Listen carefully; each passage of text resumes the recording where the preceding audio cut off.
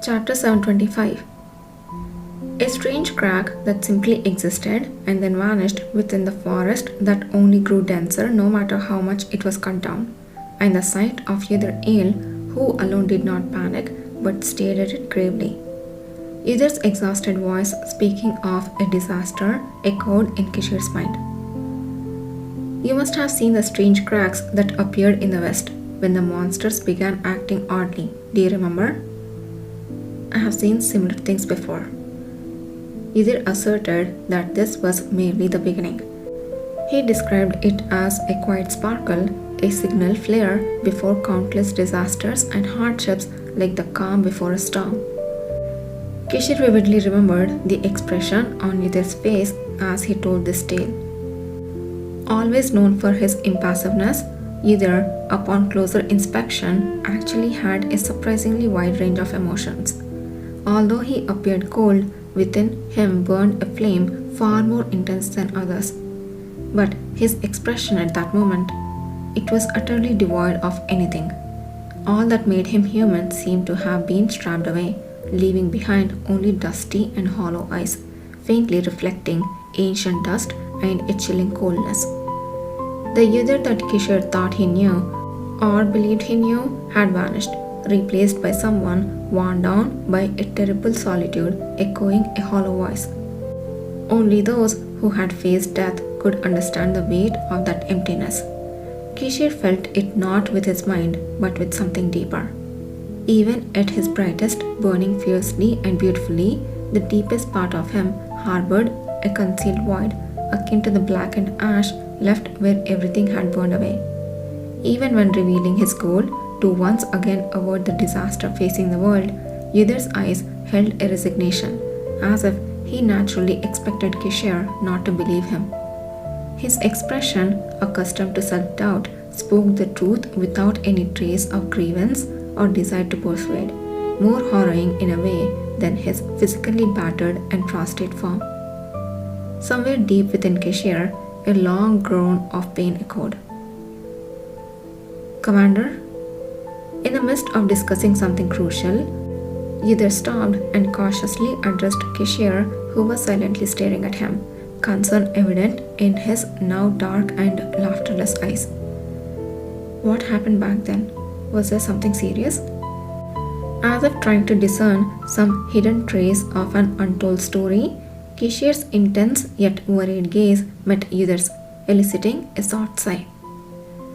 Sorry, it just struck me how miraculous it was for the assistant to arrive here so timely. Excuse me? What do you mean by that? The unexpected and somewhat awkward remark caused a frown to form on Yudhir's brow while the man chuckled softly, continuing the conversation. As soon as the crack appeared, everyone panicked, thinking monsters were about to emerge. They tried to flee, but fortunately, we remembered the similar cracks we'd seen in the west and managed to avoid being swept up in the chaos. Kishir, recalling the cracks he had seen in the Great Serene Forest, and with his words, immediately commanded the bewildered crowd. Monsters won't appear. Keep your focus on the enemy. Without his directive, they would have missed the Sadra merchants disguised in robes attempting to slip away. Upon hearing Kishir's affirmation, it wasn't just the cavalry or the imperial army that regained their composure, but also the members of the Star of Nagran. Are you telling me you were about to leave us behind just now? Is that what you were meant by clearing the way? What in the world is that strange crack? No, that's not it. It's hard to explain here, but please trust us. What's going on, Sarah? Are you here under his command? As far as I know, that shouldn't be the case. Why have you come this far? Weren't you from the south supposed to return today? And who are the suspicious people? Sarah, shocked by the southern merchants' attempt to escape, raised her voice, forgetting the standoff. The merchants, not intending any harm, tried to calm her, but now a member of the Central Stronghold Awakeners, suspicious of Sarah, intervened. The seed of distrust, once sown, spread like wildfire. It was then that a chill began to circulate among the Awakeners of the Star of Nagran. The Central Stronghold gathered with their own, the Southern Stronghold with theirs, and the merchants huddled together, exchanging glances and words. From a distance, Kishir, with the keen sense of a sword master, easily grasped the conversations without moving a finger. The central stronghold awakeners, losing trust in the southern stronghold for not following the sage's orders and engaging in dubious activities with the strangers. The southern stronghold awakeners, suspecting but unable to fully confront the southern merchants they had moved with, unsure how to extract themselves from the situation, and the silent southern merchants. With each group's motives and beliefs differing, mutual distrust preventing the battle from progressing, leading to stalemate. A situation simmering with tension, yet on the verge of exploding. Yudir appeared from the sky at that very moment. That's how it happened. Having learned the whole story, Yudir sighed deeply. Though many events had unfolded where he had been, the situation with Kishir was even more intense. In the short time Yudir was away, returning alone by carriage to the cavalry branch, Kishir had faced an ambush and even used his divine sword to fend off an unknown attack, tensing his muscles to a point of stiffness.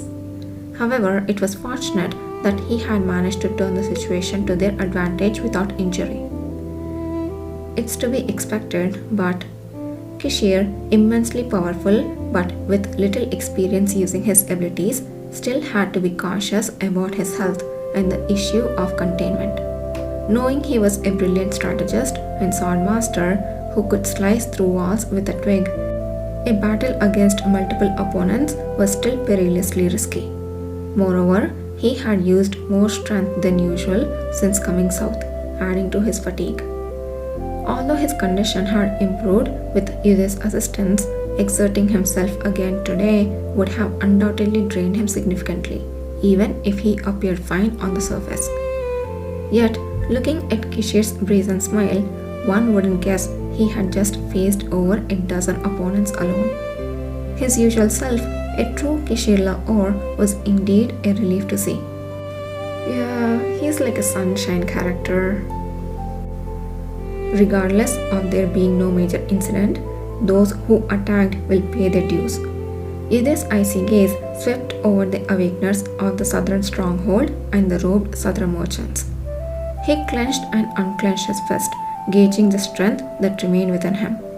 Although not in a completely relaxed state due to the excessive energy expended while dealing with Aton, he was confident enough to take down those lurking adversaries.